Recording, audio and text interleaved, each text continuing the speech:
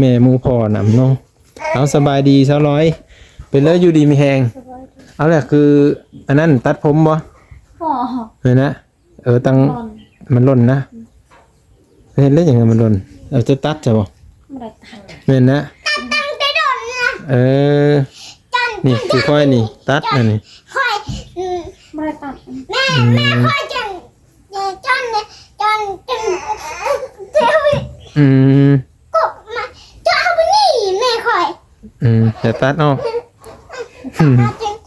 มานี่ไปยังเก่งไปหาตึงแฮก็ได้อยู่บ่นี่ดอกมื้อเช้านี้เห็นโพเพิ่นขี่รถอันนี้แล้วไปต้องไปเอาเข้านะเพิ่นไปสีเข้าเอาหำอยู่บ่ขี่รถเพิ่นไปเสียเด้อไปเสียแต่ละมื้อเห็นพากันขี่รถไปแต่ละมื้อไปดื้อไปซื้อขนมวะเอ้าตอนนี้บ่ว่างสิพาเฮาไปเบิ่งหมูแล้วก็ไปถามซะร้อยนะเนาะมีเห็นเพิ่นลูกนี่แม่เจ้ามีสบายบ่ก็คือเห็นเพิ่นลูกเพิ่นอยู่กับผัวติซะบ่นะนอนเจ้อสั้นไปย่างไปนำกันลงได้บ่นี่ลงได้เดี๋ยวว่าได้ผ่านน้องโดดมาบ่าวลงมาบ่าวลงเด้อค่อยสิโดดกันนะค่อยเลยไปไปทุกคนกับบรรยากาศเทินพญาเกิ้งเนาะสวยงามหลายทุกคนเลยพี่ทุกคนก็คือสิจะเห็นข้าวน้ำซ้ำปลาเพื่อนนั่นแหละเห็นบ่อันนี้ข้าวสร้างอันนี้ข้าวพญาเกิ้งเนาะจะประมาณนี้โอ้สบายดีสาวลอยอยู่บ่เนาะพญาเกิ้งอยู่บ่เนาะระวังตำด้วยฮะหัวแตกแท้หัวแตกเลยนะฮะเจ็ดอู้อย่างน้อยหนึ่งบุญเพ่งเอ้ยคนนี้มียมอกอันนี้ขึ้นได้จะเหนื่อยลุงบ่ได้เดี๋ยวเอาขึ้นให้ขึ้นได้ขึ้นเดี๋ยวเนาะปลาสีก็ได้ดิเพิ่นอยู่ดีมีแหงอยู่บ่เนาะมาเยี่ยมยามถามข่าวเพิ่นแน่ทุกคนเป็นเลยสบายดีอยู่บ่สบายดีอยู่บ่เนาะฮัลโหลโอ้เพิ่นเบะบ่เนาะอยากนอนนี่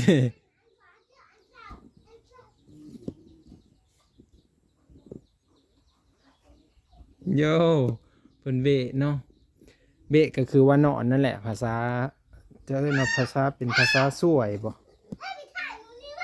ฮะผู้ใดมาเนาะ ผู้ใดมาหาเนาะคือไม่เคยเห็นแท้คือล่อแท้ผู้ใดมาหาเนาะป้าบุญเพ่งหมูเจ้าอ้อไข่เป็นอันนี้เลยนี่ฮะนี่อ้อเป็นไข่ไก่อ้อเป็นไข่ไก่ หมูอีกยังคือขี้เป็นกองแก้วนี่ โอ้ตุยแห่งนี้นี่เนี่ยเดี๋ยวหน้ามันจนเบ่งทุกคนคักอันนี้นี่เป็นได้เคาะหมูคักอันนี้เลยเนี่ยนะสีแดงได้หมูเพื่อสีแดงฮะหมูแม่ว่าหรือหมูพ่อสีแดงอะหมูพ่อสีดำเด้หมูแม่มีหมูแม่หมูพ่อนำเนาะเอาสบายดีเช้าร้อยเป็นแล้วอยู่ดีมีแหงเอาแหละคืออันนั้นตัดผมบ่เห็นนะตังมันหล่นนะเห็นแล้วอย่างไงมันหล่นเราจะตัดใช่บ่เห็นนะนี่คือค่อยนี่ตัดอันนี้ค่อยไม่ได้ตัดแม่ค่อยจนเจ้าก็มาเจ้าไปนี่แม่ค่อยจะตัดออกมานี่ไปยังเก่งไปหาตึงแฮก็ได้อยู่บ่มื้อเช้านี้เห็นโพเพิ่นขี่รถอันนี้แล้วไปต้องไปเอาเข้านะเพิ่นไปสีเข้าเอาหำอยู่บ่ขี่รถเพิ่นไปเสียเด้อไปเสียแต่ละมื้อเห็นพากันขี่รถไปแต่ละมื้อ เออ ไปซื้อขนม ซื้อขนมเอ้ยซื้อขนมกับพี่ชื่อช่อยแท้เนาะนอนเพียงเนาะนอนมี ติดเยอะ ทางนั้นเหรอวะ ของนี่ เฮ้ยแม่จะเบิ่งนู้นแหละเฮ้ยแม่จะเบิ่งนู้นจะเย็บแก้วฮะแม่เจ้าจะว่ามียาวิเศษทาเฮ้ยมั้ยจ๊ะฮะเป็นเรื่องสุขภาพเดี๋ยวนี้แล้วเต้นได้เลยดิ เห็นมื้อนั้นฝนตกคือว่าอ้ายเพิ่นมาหาบ่เราเออขณะฝนตกเพิ่นก็มาแห่งไก่เนาะนั่งดีๆเด้อนั่งดีๆเด้อ สะเลเอากุย เบิ่งบุญเพ็งคือจื้นแท้บ่นี่แต่เก้าบุญเพ็งก็เต้นไปสิบ่ฮะ จอดรื้อนะไก บุญเพ็งแต่เก้าก็เต้นบ่โอ้คือมาเต้นตอนอ้ายมาล่ะนึ่งข้าวหรือบ่นี่ เรียบร้อย ป้าตัวจังโมงนี่3 โมงจะนึ่งตะเวนนี่เนาะ 3 โมง นึ่งแต่2 โมงพุ่นบ่ นึ่งเอาไว้ นึ่งเอาไว้เลย มันให้ยากไปชื่อ สบายเนาะ สบาย แม่นเด้อเป็นเรื่องพรวิไลไม่ได้โทรไม่ได้ติดต่อเหมือนกันบ่จากเพิ่นอยู่ทางเลยเนาะอันนี้ก็ไม่ได้เข้าไปหาเลยตั้งแต่โดนพุ่นจากเพิ่นอยู่ทางเลย มาลาไปเข้ามา จังได๋เอาก็ฮักก็อ้อแต่เหินมื้อนี้ไม่ได้ค่อยได้มีเวลาไปก็เลยมาหาแต่เจ้าผู้อยู่ใกล้กันนี่แหละบ่ได้เยี่ยมยามถามข่าวกันกินยาประจำบ่เดี๋ยวนี้ คืน เจ็บท้องอีกแล้วเมื่อนั้นเจ็บท้องคิดว่าเจ้าเจ็บท้องได้ลูกเนาะให้เบานงมาถามเบานงไปถามดูว่ามีมันเจ็บท้องได้ลูกอีหลีบ่จักแล้วว่ะเบานงมาถามเลยมาได้ไปสักกี่คน เอ้าแสดงว่าไม่ได้ชักบ่นี่หรือชัก ยัง เอาดิเสร็จแท้ๆพ่อใหญ่เกิ่งจัดการเจ้าแล้ว ใบเหยียดได้ นี่จะได้กะแต่เจ้ามีซักยาคุมก็คือว่านั่นเนาะ ได้ได้ โอ้ติดเดี๋ยวนี้ได้ซักบ่หรือมีซักยาคุม ยัง เอาแล้วตายกะคักบาทนี่ เดือนนี้มาได้ไปสัก มันกุมจักเดินมันกุม4-5 เดือนผมว่าสักเทื่อหนึง จ้ะขอได้มาได้ทำ แต่ว่าเป็นเรื่องแบบพยาธิอีหยังเพิ่นว่าน่ะตับบ่ จัดอันเทีย ตับอ่อนเพลียฮะเป็นเรื่องรู้สึกว่ามันไข้บ่หลังจากกินยาไป มันไข้แน่นี่หมดเลย แล้วเฮ็ดเลยได้ไปต่อยูเซโนบ่บ่ จักเดินมาลาว แต่เพิ่นเอามาให้แล้ว ยัง เออเขาก็เลยเฮามาถามนะแม่ใหญ่สมพู่ว่าเป็นคนซื้อให้ แมน นี่ดีมกดีใจแล้วซะเนาะพอได้แบบนั่นน่ะก็ต่อยอดชีวิตไปอีกอะนะแม่นนะเพิ่นก็โอ้ขอให้เพิ่นอายุมันยืนเนาะแม่สมพู่พ่อแม่พี่น้องเอ้ยบางบ้างก็เคยเห็นเพิ่นแต่ในคลิปนั่นแหละโอ้แม่สมพู่เพิ่นแข็งแรงไดเนาะนี่คือคนแถวบ้านเฮาเนี่ยโอ้ยซ้ำเพิ่นน่ะย่างไม่ได้เด้ออันนี้เพิ่นบอกว่าย่างผู้เดียวบ่ได้มีไฟจูงอีกแม่สมพู่ถือว่าเพิ่นแข็งแรงเด้ เพียงนี้ ซ้ำแม่ใหญ่ผู้หนึ่งพุ่นแหละพ่อแม่พี่น้องเนาะเราก็นับถือเพิ่นนั่นแหละ คือเด็กเขากินยา ยาเพิ่นเด้อนะ เขายาดีกว่าเพราะ ไปกดไปเช็คเบิ่งเลยเนาะ มันลงว่าว้าวเจ้าเลยคือเจ็บโดนแท้ มีแต่เจ็บมีแต่เป็น เพราะมันจะเป็น เจ็บอยู่ทางไหนเนาะ เพิ่นเลยก็มีรู้จักแล้วแม่นเลยก็จักสิว่าจังได๋แหละเฮาผู้มาถ่ายคลิปก็เฮาก็ได้ถามแต่แบบนี้แหละคันว่าสิมีเงินมีคำมาให้เฮาก็บ่ได้มีเด้อแล้วบ่ว่างมาถ่ายคลิปบ่เห็นมีเงินก็แม่นอยู่เฮาบ่ได้มีเงินมาให้เดี๋ยว เขา นี้ จะตายรถจักรแต่ว่า โอ้ยเลย รถอันนี้ให้มันพิงพี่ ให้บุญเพ็งขี้เด้ซื้อเอารถจักรเฮาเด้สิมาขายให้แล้วซะ เงินคำก็บ่มีสิ แม่ จะได้ พ่อใหญ่เกิ้งได้ตัดไม้เผาถ่านแล้วก็ตัดไม้เผาถ่านแล้วก็ซื้อเอา ได้รถจักรคันหนึ่ง นี่รถจักรแบบได้น่ะ รถอันนั้นรถไทย นี่ ของไทย นี่ บ้านเราซื้อให้ นี่เจ้าได้สัน บ่มี พ่อใหญ่เกิ้งนะตัดไม้ตัดตอกก็สิได้อยู่ติ บ่มีแกมันหมดวัดไว้ มันเป็นดีแล้ว พอ ของ เบิ่งมาเว้าสู่ฟังบ่รู้เลยมันเป็นจะได้เลย แล้วนี่ พี่ลงมาลุมพี่อันนี้แหละนั่งเว้าคนสอนเด้ง ซากเลยมันหมดไว เออ ไปคือเดียวก็หมด ไว้แต่เดียวก็หมดอีแล้ว เขาอยากไปเมุงชนเลยมันมาฮอดเมุงชน เอาคันได้อันนั่นสิเอาน้ำมัน ในรถจักรมีห้าต้องเมุงชน สิเอาน้ำมันใช้ซื้อซะบัดนี้ บอกห้าเงินห้าคำแล้ว เออ ให้ผู้ไปหาแล้ว ไอ้พวกไปหาตัดไม้ตัดตอกบ่ พอดัง ตัวนี้น่ะบ่ฮอดแล้ว มาพี่ที่สิถามนี่เบิ่งมันเป็นจังได๋ล่ะบัดนี้ มีอยู่บ่กระจมกระแจมัน เจ๊บ่มีอะไรหรอก นี่ บ่มีเจ๊ก็ได้ นี่หัวเอาออกแล้วบ่กระแจน่ะเยอะอืม อยากได้อันนี้มาเพื่อมาก โอ้สร้อยว่ารถคันนี้ไปบ่ฮอดเมืองชนซ้ำเพิ่นว่าพอได้แต่ขี่อ้อมบ้านเนาะ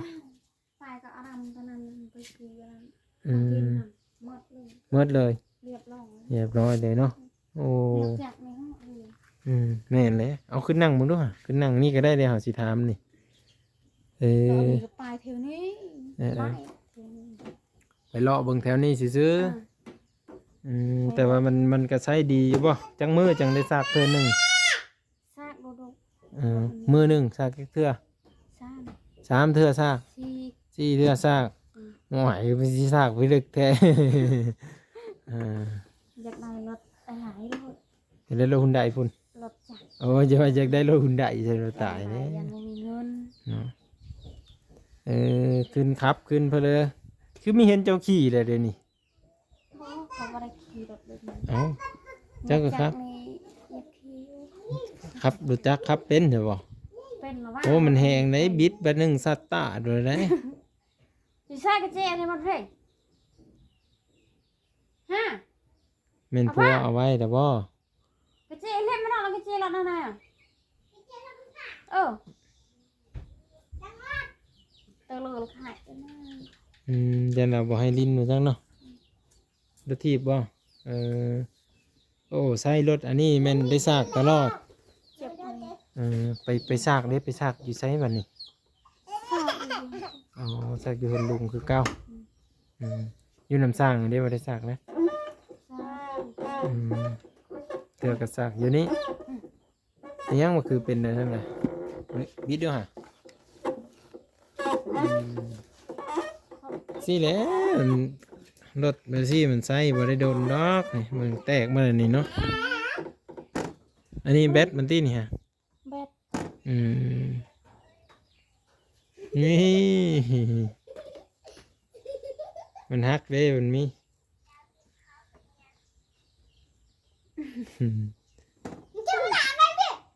พ่อมันก็โทรลิ้นนำอยู่แต่ว่า บอก พอยังเกาะซื้อเพิ่นพอจะรู้เนาะ ไม่ได้โทรมานะ ไม่โทรก็โทรหาเพิ่นมีเฟซเพิ่น ซาอันนั้น เบิ่งเพิ่นซื้ออิหยังให้ก็โทรหาเพิ่นโทรลิ้นนำเพิ่นฝนตกไปจักอืม เขาจะรวมอะไรโทรมาหา เจ็ดฮักไปบุญมีมันสิฮักเลยอืม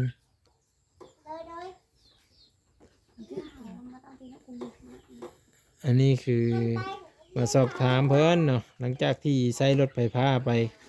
กัดหลายวันเติบนี่เพิ่นเฮ็ดงานอยู่ได้หั่นพอแล้วมัน จักเดินแล้วอันนี้ฮะซื้อรถถีบมานี่จื้ออยู่บ่บ่จื้อซ้ำแต่ว่าหลายเดือนหลายอันนั้นน่ะเพราะแล้วว่า3-4 เดือน ฮอดแล้ว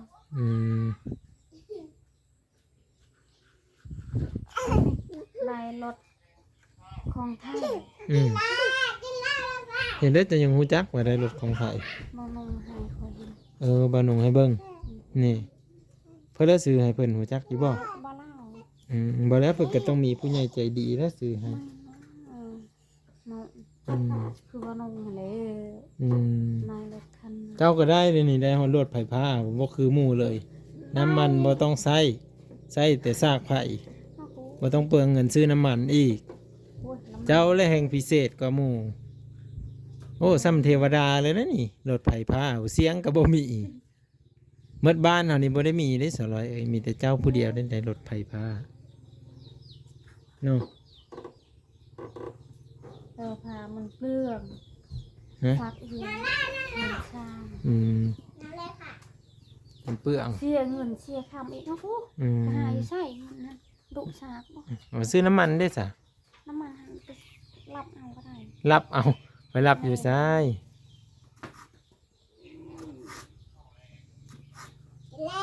คือมีเห็นขี่รถนะแต่เก่าเห็นเจ้าบิดขี่ตลอด ก็ได้ไปเดือนเมื่ อื อย มโอ้ยก็ไปลิ้นน้ำแน่นว่าก็ขี้ขู่อีเนาะ เมื่อยก็ได้ไป อืมแต่เก่าสลอยเพิ่นมักไปลิ้นน้ำก็เลยมาถามเพิ่นนะทุกคนก็แสดงว่าขี่ได้ยังขี่ได้ปกติเนาะว่าแล้วนี่เนาะระบบไผ่ยังเหมือนปกติหมดอืม เอาข้าว เอาไปเอาเข้าก็ได้บ่นี่ใส่เข้าได้อีกบ่ ใส่ เอา เดียว โอ้ใส่หน่อยเดียวสอบหนึ่งเนาะ ใส่ข้าวข้าวเปลือกได้ เขาวเปลือกได้บ่สอบหนึ่ง ข้าวสารนะมัน อืม ข้าวสารชีแล้วตั้งใส่ อืม พดมาก็ได้ ข้าวสารสอบหนึ่ง เออ อืมแม่นแหละโอ้ยเพิ่นพุ่นน่ะเฮ็ดเพิ่นแล้วนะโอ้ยจะได้รถจักรแบบบ่าวอันมิอีแล้ว อืม อ๋อเพราะบ้างไม่ได้มีเงินซื้อให้ได้สาวร้อยเอ้ย คอเดี๋ยวมันมีคือกัน เนี่ยค่อยกับว่ามีคือกันเลย จะบอกค่อยกับซ้ำคือเก้ามาแล้ว เจ็บหลังเจ็บไม่ยอมคุณ เออจะได้ว่า FC ว่าอ้าวไปถามเราเฮ็ดหยังอีกบ่ซื้อให้เพิ่นว่าเอาแล้วตายคักเพราะบางบ่มีเงินซื้อให้เพิ่นดอกพี่น้องเอ้ยเพียงแต่ ที่อะไรกันจู่เปล่าเราพลุพลุกันตันมา อืมเพียงแต่เพิ่นเว้าในความประสงค์ของเพิ่นสิซื้ออันนี้สลอยว่าถ้าได้รถจักรก็สิขี่ไปมาสะดวกสบายนะได้รถจักรก็สิขี่ไปลิ้นนำอยู่บ่แหละ เออให้ได้ ฮะสิพาบุญเพ็งไปลิ้นนำอยู่บ่ฮะ เขาป้าให้มึงสอนพูด นั่นแหละมันกายแล้วอันนั้นไม่ได้ฮอดเฮาและคันเดียวนะ นั่นเพลงเนาะ ฮอดเลย บุญเพลงยังเยอะไปลิ้นนำอยู่บุญเพลงว่ะแต่แม่ไม่พาไปแล้วว่ะแม่เราบุญเพลงนั่นเพลงเนาะเอาไว้ก็ตีโทรศัพท์อ่ะ เยอะไปชับโทรศัพท์หนึ่งมัดแบตแล้ว อย่าลืมเพลงหนังสือเด้อบุญเพลงเด้อ มีหัดชายใช่ จะน้อย ชายก็ตายเลยเลยอู้ จะน้อยเข้าโรงเรียนพัดอ่านหนังสือบ่ได้เลย เมื่อได้สิเปิดโรงเรียน แม่นวันที่20ปลายนี่ว่าเดือนเก้านี่ จักเลย โอ้โง่เฮาอีหลี งูเจ้าบอก โอ้ดิพ่อก็ได้โอ้ก็โทรศัพท์ ซักมันกินข้าวอะคือ โอ้มันขึ้นทางนั้นเนาะแล้วมันลักลงพุ่นตายโดดไปซะโง่ก็ไปกินข้าวเขาจะนั้นก็ได้เสียเงินอีกแล้ว ใช้เงินร้อยบาทแล้ว ได้เลย100 บาทยันพุยและสอบ1,700ผู้เด้อมันบ่ได้ถือก็ 1,700 1,200 1,700 1,300 แม่นขึ้นนะแม่ไปพญาเกิ้งไปเสือสายเนี่ย ไปปาดไม้ โอ้ยบ่ร้นได้รถจักรได้ ไปปาดไม้ซอยซัก สัก ถ้อยหน่อยนั่นเลย อ๋อ อันนี้ บ่เด้อบัดสิซื้อรถจักรเด้อเดี๋ยวสิหาให้ดอกคันละไม่หลายดอกคันละ5-6 ล้านนี่แหละ ก็สิต่อ ซื้อมาแล้วก็แปลงเอาเอง สิต่อออกอัน ต้องออกนะโอ้ เพื่อนเนี่ย มีแผนการแล้วบัดนี้ ต่อออก โอ้สิต่อเลยนะเอาใส่ว่าตอนนั้นว่าสิต่อออกนี่คือยังบ่เห็นอยู่ แล้วก็ผ้า แผนการล้มเหลวเลย ปานนี่แหละ อืม มีเพื่อนนะซักคน อืม สิต่อออกให้มันกว้าง อืม มันนั่งนี่นะ อืม มันบอกเราไปถ่าย จะว่าลาวนะบ่มาบ้างมาถ่ายเด้สิให้นั่งอยู่กับปลายไม้ผมบ่ ฮะ นั่งนี่ เอ้ยมานั่งนำเนี่ยบ่เนาะไก่เพิ่นเลยนี่ฮะ ใกล้พอเนาะ อะไรจะว่าไก่เจ้าสิไก่เจ้าดิเอาลูกมา ใกล้ ได้ พอใกล้หมด ปะเท่าโง่เฮาไปกินข้าวจ้ะบ่เย็นว่ามันลงไปฮอดพุ่นซะดอกเ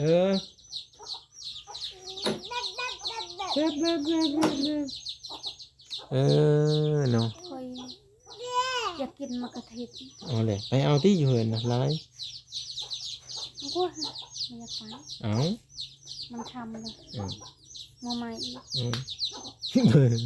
เอาเลยแหละนี่ตามเพลงไป เอา ขนมเริ่มถึงเนาะ แพ้ไร เอามาปลูกไว้นี่เต็มเลยนี่กินจ้าปลูกจ้า เจ้าเลยให้เขา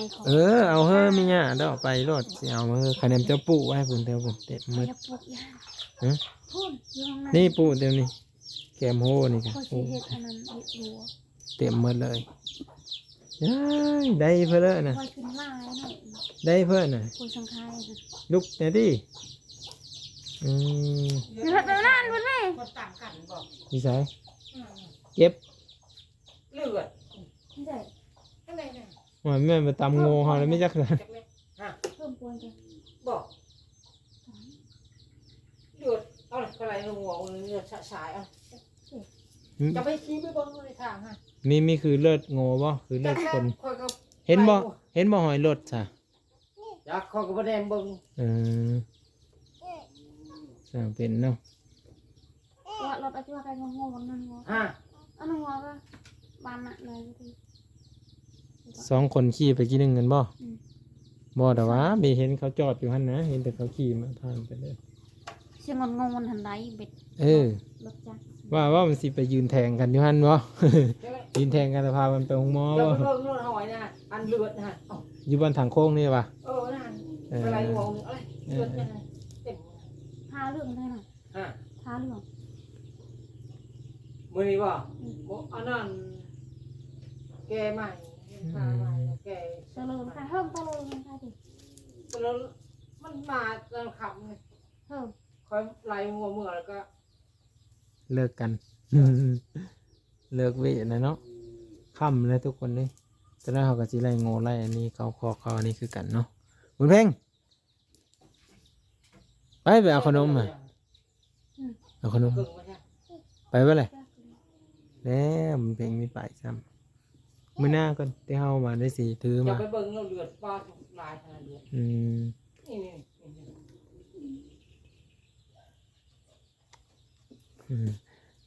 เนาะก็สิประมาณนี้แหละทุกคนมาถามเพิ่นเนาะเยี่ยมยามถามข่าวว่าอยู่ใกล้แน่ทุกคนเลยมื้อหน้าถึงสิเฮาไปหาบ่าวสวนแน่บ่าวสวนก็ได้ยินว่า FC อยากเห็นเนาะก็เลยสิเข้าไปหาเพิ่นมื้อหน้ามื้อไหนพุ่นแหละทุกคน เชื่อ อ่า เชื่อ โอ้มีแม่นไก่เจ้าบ่นี่โอ้ไก่โอกคักอันนี้เนาะนี่คุณจะประมาณนี้เด้อพี่ๆทุกคนเนาะบรรยากาศบ้านเพิ่นก็สิอยู่ประมาณนี้เลยนี่เห็นบ่เข้านาเพิ่นก็เกี้ยวงามบางคนว่าโอ้อยากเห็นเข้านาเพิ่น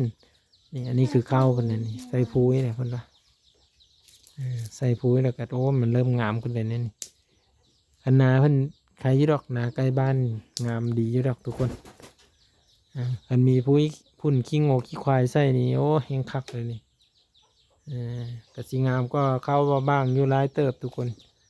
เข้าของเขาโอ้มันแดงมันหญ้ามันก็ขึ้นร้ายอยู่อันนี้บริฉีดหญ้าที่นี่ บ่ มีแต่พุ้ยเนาะ เคยสิบอย่าง อันนี้สิเป็นใส่พุ้ยซื่อๆอันนี้แต่ขนาดนี้กับหญ้ากับบ่ค่อยขึ้นปานใดดอกแต่ว่าน้ำมีอยู่เนาะ น้ำบ่มี ณแถวนาสร้างได้สามีแล้วบ่น้ำแถวนาสร้างมีแล้วทุกคนไปยังเกิ้งแล้วก็ไปหาเฮ็ดเวรเฮ็ดงานแหละเนาะสิหาเงินซื้อรถจักรคือเมย์บ่คือเมย์จะได้รถจักรเนาะสลอยเอาได้เลยเราจับ ได้อย่างนี้ไปยังเกิ้งว่าเราเฮ็ดเวรบ่โดนก็ได้ดอกรถจักรก็7-8 พันเนาะ อยากได้รถของ ซื้อให้มันมีขี้ เนี่ยลูกของไทย 7-8 พันก็ได้เลยของไทย ลูกแม่ฉลักบ่ แม่นบ่เอามันดินะ แม่ เอามันไปไล่โง่ ลุกในที่เฮ้ยพวกมันนั่งอยู่นี่ลุกขึ้น หมดเป็นไรงัวที่เจ้าหรือเปล่า บ้องงูเขาเองงูเขาก็ขึ้นทางเดียวกัน แม่นขึ้นทางพี่มิจ้ะ เข้าเนี่ยนี่นะวะ ตาเถอะบุญเพ่งเป็นเจ้าแม่มือถือเลยที่นี่ฮะบุญเพ่งเป็นเจ้าแม่มือถือเลยที่นี่มีปากมีอ่อนนั่นนี่ ทำไม บุญเพ่งเอ้ยอายอมันมีสัญญาณที่ว่าอะไรเขียนไว้อยู่มีสัญญาณเนี่ยมีซ้ำแต่ว่ารถไฟฟ้าเพิ่นนี่ก็ใช้ปกติอยู่เพิ่นว่าเพิ่นก็ขี่เห็นเพิ่นขี่อยู่ทุกคนขี่ไปสีขาวสีน้ำมันยังเพิ่นขี่ปกติอยู่เห็นเพิ่นไปมาอยู่แต่ว่าเพิ่นว่าขี่บ่ฮอดแต่เมืองสนเท่านั้นเนาะ รถอันนี้จะไปเท่านี้ ลองขี่ไปเบิ่งน่ะซากเต็มจักมือหนึงจังว่ากายเมืองสนฮอดเมืองเก่งเกาะบ่มีจักเนาะ10ปลายลัก19สาวลักนี่ฮอดว่า ยางก็ใช่นะกับเขากับปะ มีแต่เขาไปหาโง่ติบ่ทางนี้ ทางวนเท่าไหร่ เพราะบางทีโง่เขามันขึ้นทางนั้นเด้ไปลัดเด้เขาเคยย่างลัดไปหั่นดิไปเดี๋ยวกลับก่อนทุกคนเลยมื้อหน้าจึงสิเข้ามาหาเพิ่นบ๊ายบายบุญเพ่งบ๊ายบาย บ๊ายบาย จะได้กระเปิดหงเห็นได้นี่เนาะเขาจังมาหาบุญเพลงนำกันไปเบิ่งเพิ่นอยู่ห้ามหงเห็นพุ่นล่ะ ลูก เด็กน้อยเขาเปิดหงเห็นในการได้เข้าวงห้ามหงเห็นกันขึ้นห้องขึ้นอีหยังปีนี้คือสิเพิ่นได้เข้าแต่หัวปีอยู่ปีกายนี่เพิ่นไปเข้ากลางปีเนาะปีนี้เพิ่นก็เลยว่าสิเข้าแบบซ้ำหมู่ซ้ำคู่อะนะทุกคนเนาะไปเดี๋ยวบางกลับเด้อบัดนี้เด้อ มันมีว่าสัญญาณเพลงอย่าว่าได้สัญญาณอยู่กับถึงคุณจะเนาะไปกลับทุกคนบัดนนี่ให้บอกเขาเพิ่นแต่ใบมันจะแดงเนาะเข้าเราก็ได้เราเสื้อพูยแล้วมันก็สีสัดนี่นะ มันน่าจะเป็น อย่าว่าเรามาดิอย่าว่ายังย่างมีหอดบ่ ใช่ไหมมันก็ ยันแหวไปเหินพ่อใหญ่อันนั้นจ้ะ ใหม่ครับมันแกใหม่ผู้มันก็ เริ่มซอยไม้อีกแล้วบ่ เออ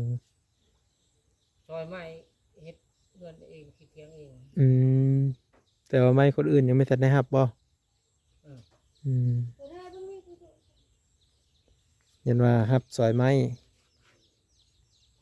ไป คนอื่นยังยา เนาะเพื่อสิแล้ว ซอยอยู่สิไปบอกอยู่เมียตะกี้สั่งมา เพื่อสิแล้วของตัวเองเนาะไปกลับมือก่อนทุกคนบัดนี้นี่เห็นว่าเขาเพิ่นปลายมันก็เยอะแดงอยู่เป็นยอดมันคือว่าแล้วมันคันเขามีพุ่นมีอันนี้ก็โอเคอยู่คือนาเพิ่นเห็นบ่เขียวงามนะอันนี้คือเฮือนเพิ่นอันนี้คือนาเพิ่นเด้อเพื่อเราจะเห็นนะเบิ่งคลิปนี้ให้จบทุกคนเลยเนาะ